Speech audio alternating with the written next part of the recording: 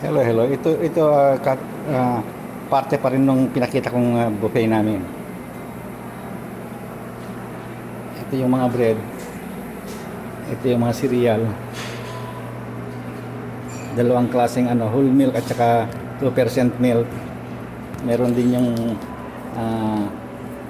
oatmeal na kinakain ko diyan. Ayan. Ito yung ilalagay.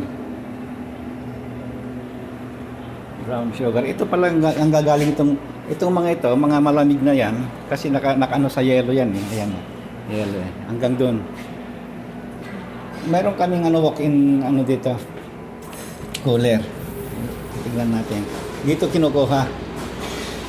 Dito ko kinukuha kasi 30 minutes akong maglalagi dito dahil kumakain ng Ito yung cooler. Ito maliit lang ito.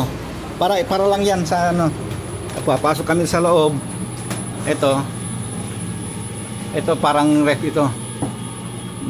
Naka-sealed lahat yan, sealed lahat yan. Ayan. Andi dito ko kunin niya yung mga yan sa buffet lang. Sa buffet lang ito. Kasi maliit lang ito eh. Maliit lang eh. Ayan oh. Isang kwarto na maliit lang ito.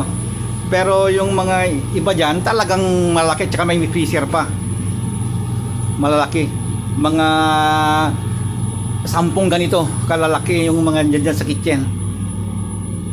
At saka yung mga lahat ng mga function hall, meron malaking walk-in na cooler. Parang nasa loob ka ng ref. Ayan. Okay, labas na tayo. Ay, kasi malamig na. Manginginig ang tuhod ng matanda. Ayan. Ayan. Cooler before locking, ayan. Ito maliit lang ito. Pag may panahon ako, papakita ko yung malalaki. Okay, bye-bye.